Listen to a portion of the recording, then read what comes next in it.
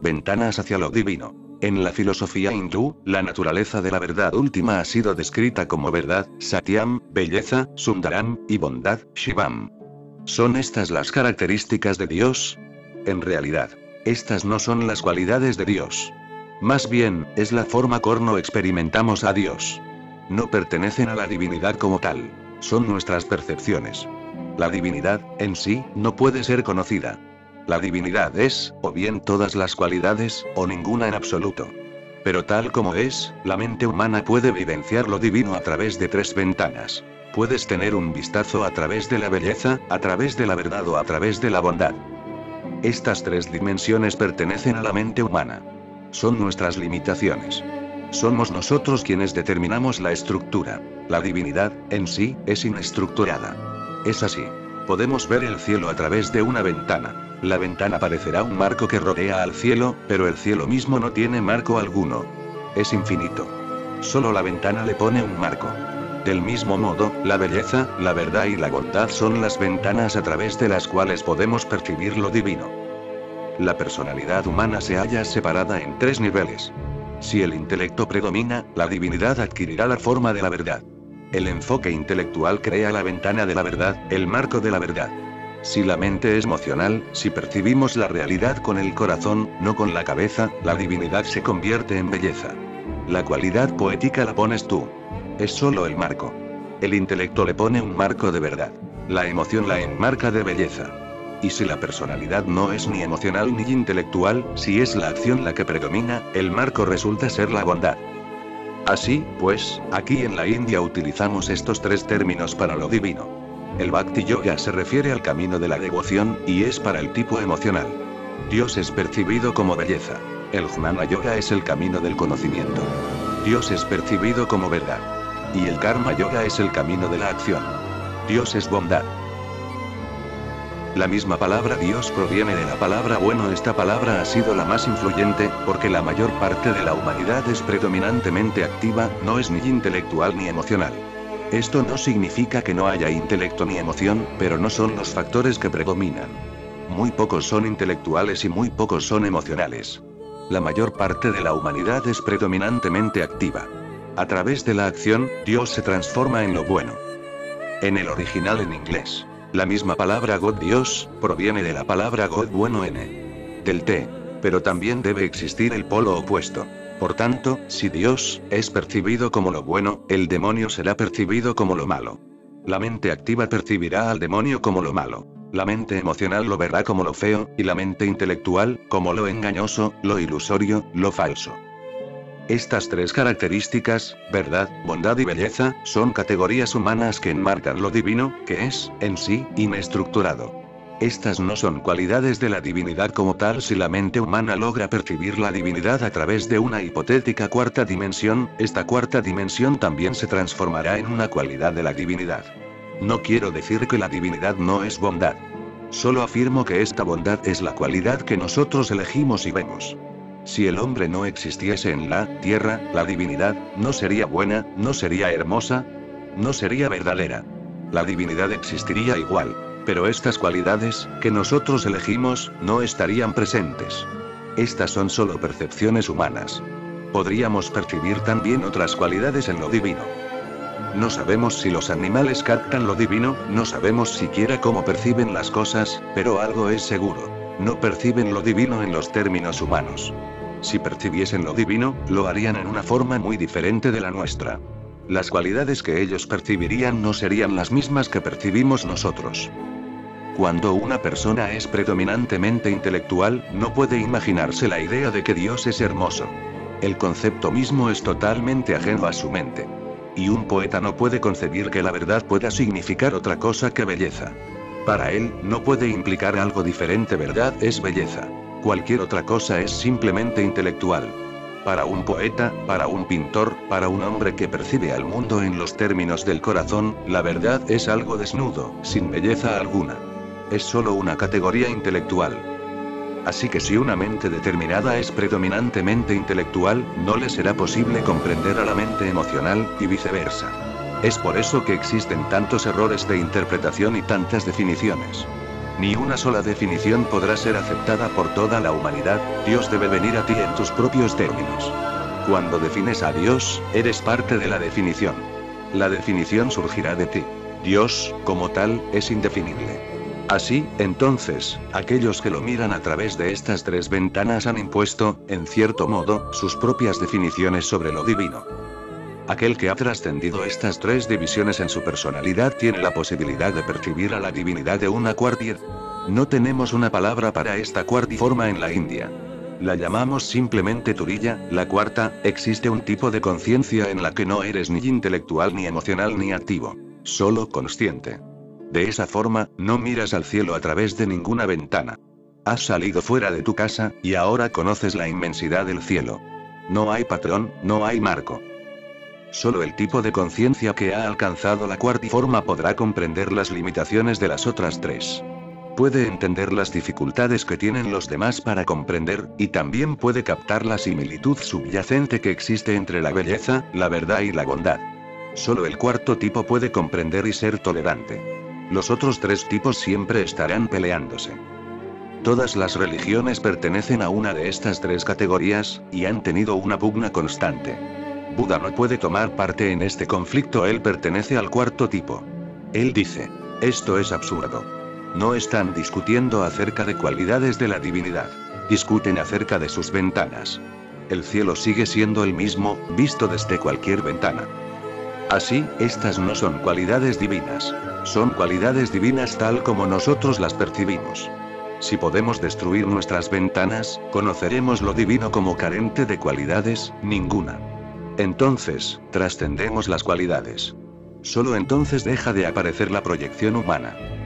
Sin embargo, cuando llega ese momento, resulta muy difícil decir algo. Cualquier cosa que se diga acerca de lo divino, solo podrá ser dicha a través de las ventanas, pues cualquier cosa que pueda expresarse será dicha, en realidad, acerca de las ventanas, no acerca del cielo mismo. Cuando vemos más allá de las ventanas, vemos un cielo tan vasto, tan infinito. No puede definírselo. Ninguna palabra puede aplicárselo. Todas las teorías son inadecuadas. Así, aquel que se encuentra en el cuarto siempre ha permanecido en silencio a su respecto. Las definiciones de lo divino provienen de los primeros tres. Si el que se halla en el cuarto dice algo, se expresa en términos aparentemente absurdos, ilógicos, irracionales. Se contradice a sí mismo. A través de la contradicción, intenta mostrar algo. No intenta decir algo, intenta mostrar algo. Wittgenstein ha realizado esta distinción. Afirma que hay verdades que pueden ser expresadas, y que hay verdades que pueden ser mostradas, pero no expresadas. Una cosa determinada es susceptible de definición porque existe entre otras cosas. Puede relacionársele con otras cosas, pueden hacerse comparaciones. Por ejemplo, siempre podemos decir que una mesa no es una silla. Podemos definirla en referencia a algún otro objeto. Posee un límite hasta donde se extiende, y más allá del cual comienza otra cosa. En realidad, solo definimos el límite. Una definición alude al límite a partir del cual empiezan las demás cosas. Sin embargo, no hay nada que podamos decir acerca de la divinidad. La divinidad es el total, de modo que no hay límite. No hay una frontera a partir de la cual comience otra cosa. No hay ninguna otra cosa. Lo divino no tiene fronteras, así que no puede ser definido. El cuarto solo puede mostrar, solo puede indicar. Es por eso que ha permanecido rodeado de misterio, y el cuarto es el más auténtico, pues no se haya tenido por las percepciones humanas. Todos los grandes santos han indicado, no han dicho nada. Da lo mismo si se trata de Jesús, Buda, Mahavir o Krishna. Ellos no dicen nada, solo indican algo. Solo un dedo apuntando a la luna. Pero siempre existe la posibilidad de que te obsesiones con el dedo. El dedo no tiene significado alguno, solo indica algo. No te quedes con la vista fija en el dedo. Si deseas ver la luna, debes olvidar al dedo por completo. Esta ha sido la mayor dificultad en lo que respecta a la divinidad. Ves la indicación y crees que esta indicación es, en sí, la verdad. Entonces, la intención del acto se pierde. El dedo no es la luna. Son cosas totalmente diferentes. El dedo puede mostrar la luna, pero no debemos quedarnos pegados en el dedo.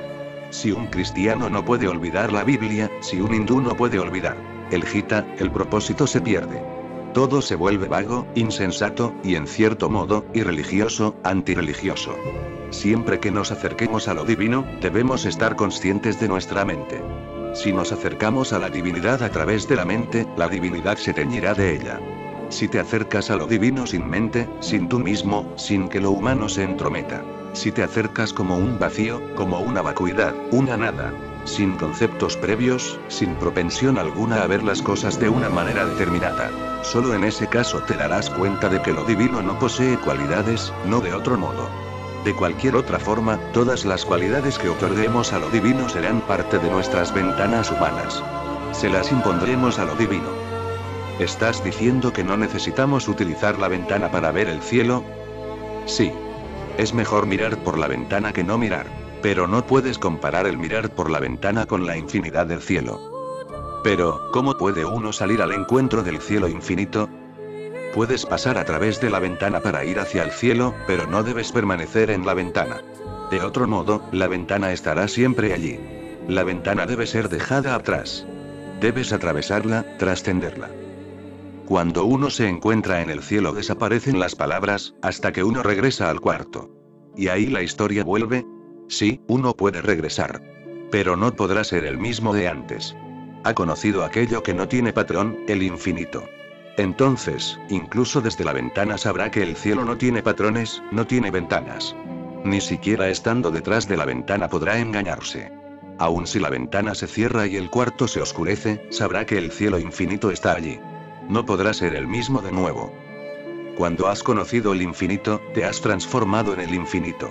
Somos lo que hemos conocido, lo que hemos sentido.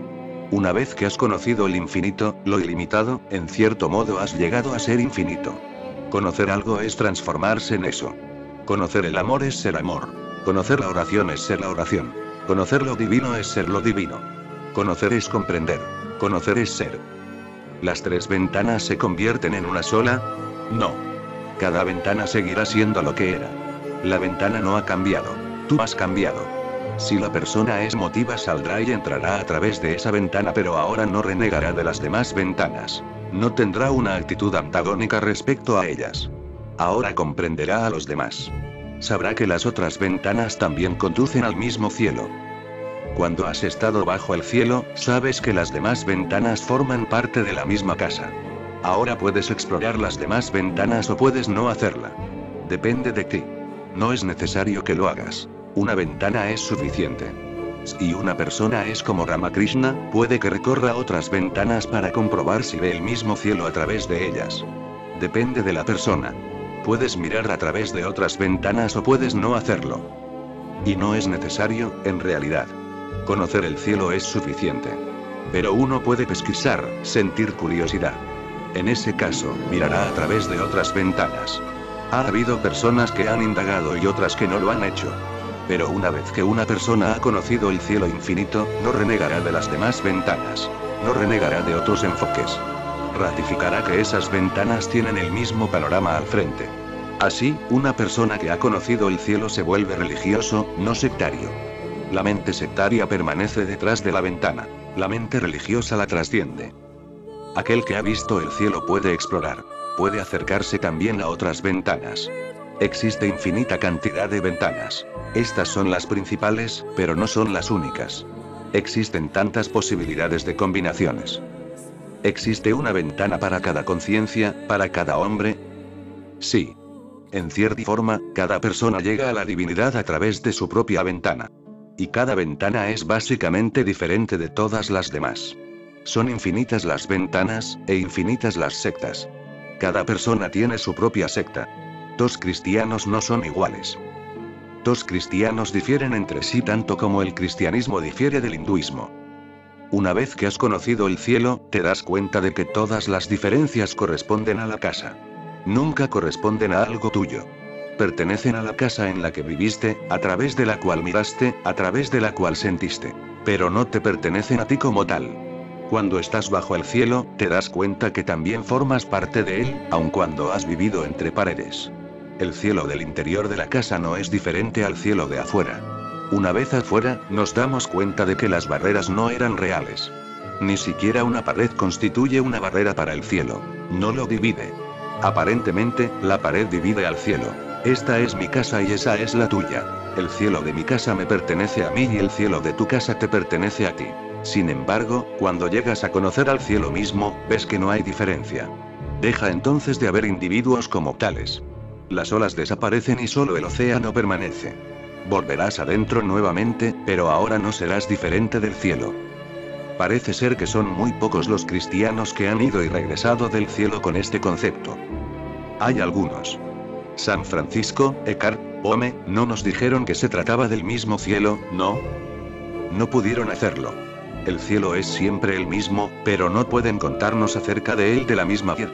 Los relatos acerca del cielo serán necesariamente diferentes. Sin embargo, la base en que se fundamentan es la misma.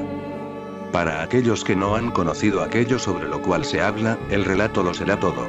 Entonces las diferencias se agudizan. Sin embargo, solo se está relatando una selección, una opción. No se puede hablar acerca de la totalidad. Solo acerca de una parte. Y, al hablar acerca de ello, se transforma en algo muerto. San Francisco puede relatar solo como San Francisco puede hacerlo. No puede hacerlo como Mahoma, pues el relato no proviene del cielo. El relato proviene del marco de la individualidad. Viene de la mente. Los recuerdos, la educación, las experiencias. De las palabras, el lenguaje, la secta, de la vida que se lleva. El relato surge de todo eso.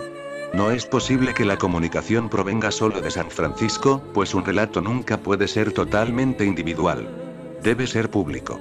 De lo contrario, será un completo fracaso. Si hago un relato en mi propio lenguaje personal, nadie lo comprenderá. Cuando experimenté el cielo, lo experimenté sin la comunidad. Estaba totalmente solo en ese momento. No había lenguaje, no había palabras. Sin embargo, cuando relato mi experiencia, se la relato a personas que no la han tenido. Debo hablar en su lenguaje. Tendré que utilizar el lenguaje que conocía antes de tener esta experiencia. San Francisco utiliza el lenguaje cristiano. En mi opinión, las religiones son solo lenguajes diferentes. Pienso que el cristianismo es un lenguaje determinado, derivado de Jesucristo. El hinduismo es otro lenguaje. El budismo es otro lenguaje. La diferencia siempre reside en el lenguaje. Sin embargo, si uno conoce el lenguaje y no la experiencia a la que se refieren, la diferencia será necesariamente amplia. Jesús habló del reino de Dios, porque se expresaba en términos que pudieran ser comprendidos por su auditorio. La palabra reino fue bien comprendida por algunos y mal comprendida por otros. Consecuencia de esto fueron la cruz y la crucifixión. Aquellos que comprendieron a Jesús captaron lo que él quería decir con el reino de Dios, pero aquellos que no lograron comprender creyeron que hablaba de un reino terrenal. Pero Jesús no podía utilizar las palabras de Buda. Buda nunca habría utilizado la palabra reino. Hay tantos motivos para esta diferencia. Jesús provenía de una familia pobre. Su lenguaje era el de los pobres. Para un pobre, la palabra reino resulta muy expresiva. Pero a Buda no le significaba nada, pues él mismo había sido un príncipe. La palabra no era significativa para Buda, pero sí lo era para Jesús. Buda se transformó en un mendigo y Jesús en un rey. Así debía ocurrir. El otro polo se llena de significado. El polo que no conocemos aparece como expresión de lo desconocido. Mendigar era algo totalmente ajeno para Buda, de modo que adoptó la forma de lo desconocido, la forma de un mendigo. El término bhikkhu, mendigo, llegó a ser para él el más significativo. La palabra bhikkhu nunca se utiliza en la India, pues hay tantos mendigos aquí. En lugar de eso, utilizamos la palabra swami, maestro, cuando alguien se transforma en un sannyasin, cuando renuncia, se transforma en un swami, un maestro. Pero cuando Buda renunció, se transformó en un bhikkhu, un mendigo. A Buda, esta palabra le significaba algo que no podía significarle a Jesús. Jesús solo pudo hablar con términos que tomó prestados de la cultura judía. Pudo modificar algo aquí y allá, pero no podía cambiar todo el lenguaje, pues nadie lo habría comprendido. Así que en cierto sentido, no era un cristiano. Cuando San Francisco apareció, ya se había desarrollado una cultura cristiana, con un lenguaje propio. Por lo tanto, San Francisco era más cristiano que el mismo Cristo. Cristo siguió siendo judío. Su vida entera era totalmente judía. No podía ser de otro modo. Puede que si naces cristiano, el cristianismo no te resulte significativo. Puede que no te toque. Mientras más lo conoces, menos sentido tiene para ti. El misterio se pierde. Para un cristiano, el punto de vista hindú puede ser más significativo, más valioso. Puesto que es algo desconocido, puede expresar lo inconocible. En mi opinión, es mejor para una persona no permanecer en la religión en que nació. Deberá renegar alguna vez de las actitudes y creencias que le fueron transmitidas desde su nacimiento. Si no es así, la aventura nunca comenzará. No debiéramos quedarnos ahí donde nacimos. Debiéramos recorrer rincones desconocidos y experimentar el regocijo que ello implica. A veces no nos es posible comprender aquello que creemos comprender mejor. Un cristiano cree comprender el cristianismo. Eso se transforma en una barrera. Un budista cree comprender el budismo porque lo conoce, pero esa forma de conocer es la que se transforma en el obstáculo. Solo lo desconocido puede transformarse en lo magnético, lo oculto, lo esotérico. Debemos trascender las circunstancias de nuestro nacimiento. El nacer en un medio cristiano es solo producto de las circunstancias. Es solo circunstancial haber nacido en el seno de la religión hindú. No debiéramos permitir que las condiciones de nuestro nacimiento nos limiten. Al menos en lo que a la religión respecta, debemos nacer 2 veces. Debemos recorrer los rincones desconocidos. Entonces aparece la excitación. Comienza la búsqueda. Las religiones son, en cierta forma, complementarias. Deben trabajar mancomunadas. Deben aceptar a las demás. Un cristiano, un hindú o un judío deben conocer la emoción, la excitación de la conversión. La emoción de la conversión crea la base para la transformación. El occidental que vaya al oriente siempre encontrará algo nuevo. La actitud oriental es tan diferente que no puede encasillarla en las categorías que le son familiares. La mentalidad es tan diferente, tan opuesta de la que conoces que si deseas comprenderla, deberás cambiar tú. Lo mismo le ocurre a alguien que se traslade de Oriente a Occidente. Debiera ocurrir. Uno debiera estar lo suficientemente abierto como para que ocurra. Es lo desconocido, lo que no nos es familiar, lo que produce el cambio. En la India no pudimos crear una religión como el cristianismo. No pudimos crear una teología. No pudimos crear un Vaticano, una iglesia. Existen templos, pero no una iglesia. La mente oriental es fundamentalmente ilógica, de modo que necesariamente será, en cierto sentido, caótica. Siempre se mantiene en el ámbito individual. No puede formar organizaciones. Un sacerdote católico es algo muy diferente. Está entrenado para formar parte de una organización. Pertenece a algún punto de la jerarquía, y eso resulta. Una institución, una jerarquía, es lógica. Es así como el cristianismo ha logrado difundirse en todo el mundo. El hinduismo nunca ha intentado convertir a nadie. Aun si alguien se ha convertido, el hinduismo no se sentirá cómodo con esa persona. Es una religión que no intenta convertir, que no tiene una organización. No existe el sacerdocio en la forma en que se presenta en el catolicismo. El monje hindú es solo un individuo errante que no tiene ninguna jerarquía, que no pertenece a ninguna institución. No tiene raíz alguna. En lo que al mundo exterior respecta, este estilo es un fracaso. Sin embargo, en lo que al individuo respecta, este estilo es un fracaso. Sin embargo, en lo que al individuo respecta, en lo que respecta a la profundidad interior, es necesariamente un éxito. Vivekananda se sintió muy atraído por el cristianismo. Creó la orden de Ramakrishna basándose en el patrón del sacerdocio católico. Esto es algo muy ajeno al Oriente. Es totalmente occidental. La mente de Vivekananda no tenía nada de oriental. Y, tal como afirmo que Vivekananda era occidental, también digo que Cart y San Francisco eran orientales. Pertenecían básicamente al Oriente. Jesús mismo perteneció al Oriente. Pero el cristianismo no es oriental, sino que occidental.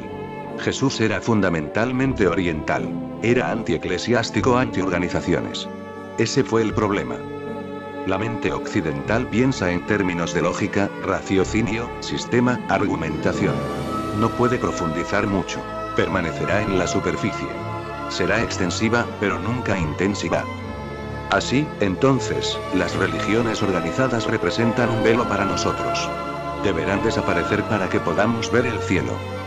Sí. Tapan la ventana. Constituyen un obstáculo.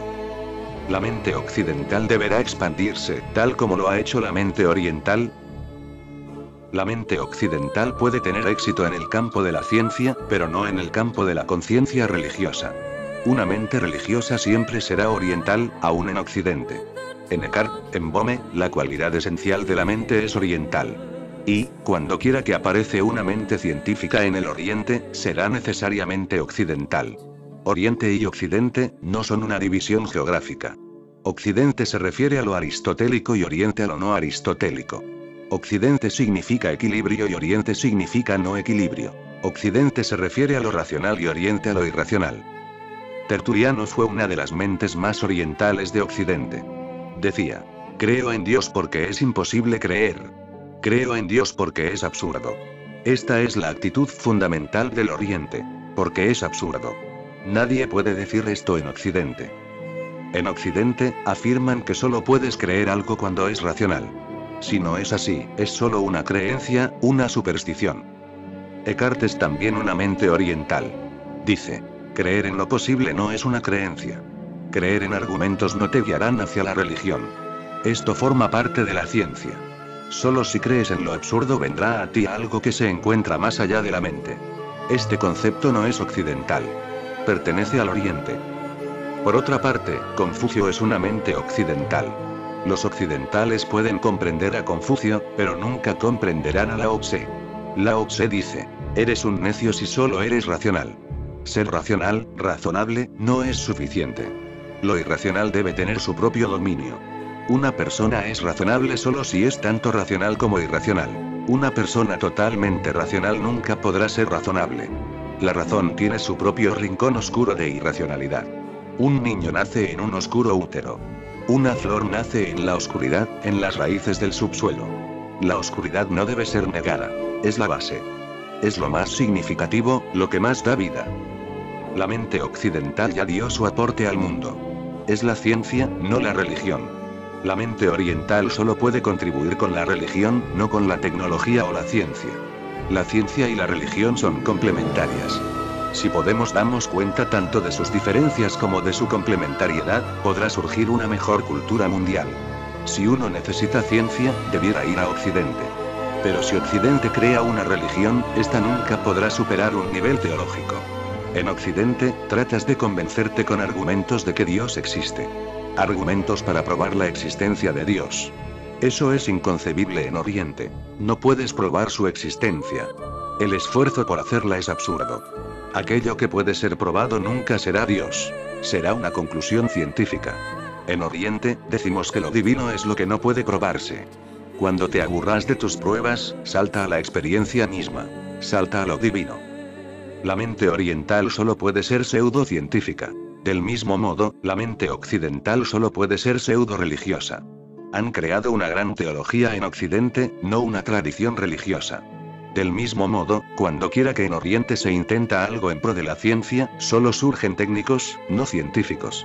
Personas que saben cómo hacer cosas, no innovadores, no creadores. Por tanto, no vengan al Oriente con una mente occidental, o lo comprenderán todo en forma equivocada. Y luego creerán que lo que han comprendido es la idea correcta. La actitud oriental es totalmente opuesta. Solo los opuestos, como el macho y la hembra, son complementarios. La mente oriental es femenina. La mente occidental es masculina. La mente occidental es agresiva. La lógica es necesariamente agresiva, violenta. La religión es receptiva, tal como una mujer. Dios solo puede ser recibido. No puede ser descubierto o inventado. Debemos ser como una mujer, totalmente receptivos, limitamos a estar abiertos, esperando. A esto se refiere la meditación. Ramakrishna afirmó que el esquema Bhakti es el más adecuado a esta época. ¿Es cierto eso? No. Ramakrishna afirmó que el Bhakti Yoga era el enfoque más adecuado porque para él lo era. Esa fue la principal ventana a través de la cual él vio el cielo. No se trata de que un enfoque sea adecuado o no lo sea para una época particular. No podemos pensar en términos de épocas. Los siglos existen en forma contemporánea. Parecemos ser contemporáneos. Podemos no serlo. Puedo estar viviendo 20 siglos atrás. Nada es totalmente parte del pasado. Para alguien eso forma parte del presente. Nada es totalmente del futuro. Para alguien forma parte del presente. Y nada es totalmente presente tampoco. Para alguien forma parte del pasado y para otro aún no llega. Así que nada puede decirse tan categóricamente para una época como tal. Ramakrishna era una persona devota. Llegó a Dios a través de la oración y el amor, a través de la emoción. se realizó nadie. Por lo tanto, le pareció que este camino le sería útil a todo el mundo. No pudo comprender cómo podía resultarle difícil a otros. Por mucho que simpaticemos con los demás, siempre los vemos a la luz de nuestras propias experiencias. Fue así que a Ramakrishna le pareció que el medio era el Bhakti Yoga, el camino de la devoción. Si queremos pensar en términos de épocas, podemos decir que esta es la más intelectual, la más científica, la más tecnológica. Y la menos devocional, la menos emocional. Lo que Ramakrishna afirmó que era bueno para él puede haberlo sido para los que lo rodeaban. Sin embargo, Ramakrishna nunca tuvo influencia amplia en el mundo. Pertenece fundamentalmente a la aldea, a la mente no tecnológica, no científica. Era un aldeano ineducado, se hallaba limitado a su propio círculo, de modo que lo que dijo debiera ser comprendido considerando el lenguaje de su aldea. No pudo concebir los días que ahora vivimos. Formaba parte del mundo del labriego, en donde el intelecto es nada y la emoción lo es todo. Él no era un hombre a ta época. Lo que él decía era correcto para el mundo en el cual se movía, pero no lo es para el mundo actual. Estas tres categorías siempre han existido: lo intelectual, lo activo, lo emocional.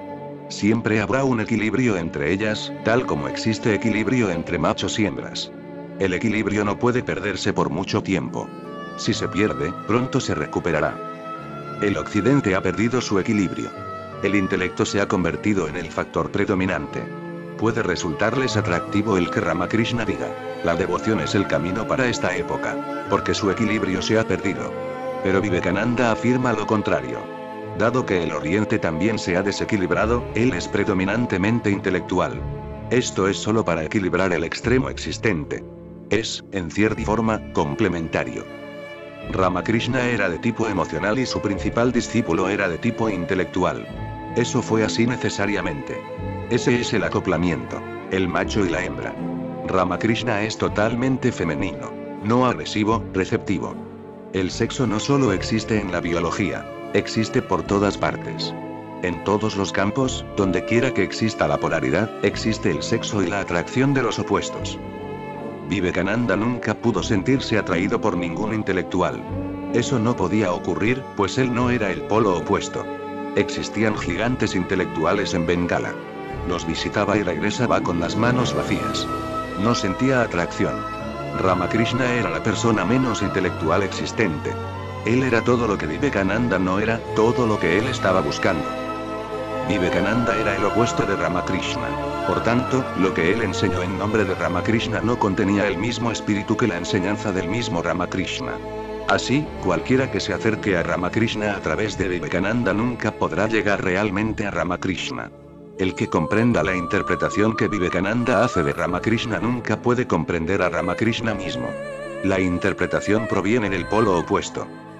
Cuando la gente dice: nunca habríamos sabido de Ramakrishna, de no ser por Vivekananda, tienen razón, en cierto sentido. El mundo en extenso nunca habría oído de Ramakrishna si no hubiera sido por Vivekananda. Sin embargo, Vivekananda falseó todo lo que se conoce acerca de Ramakrishna. Es una interpretación falsa. Esto se debe a que su tipo es el opuesto al de Ramakrishna. Ramakrishna nunca argumentó. Vivekananda era argumentador. Ramakrishna era ignorante. Vivekananda era un hombre sapiente. Lo que Vivekananda dijo acerca de Ramakrishna fue dicho a través del cristal de Vivekananda. Nunca fue auténtico. No podía serlo. Esto ha ocurrido siempre. Seguirá ocurriendo. Buda atrae a personas que son su polo opuesto. Mahavir y Jesús atraen a personas que, espiritualmente, pertenecen al otro sexo. Estos opuestos son los que después crean la organización, el orden. Interpretarán.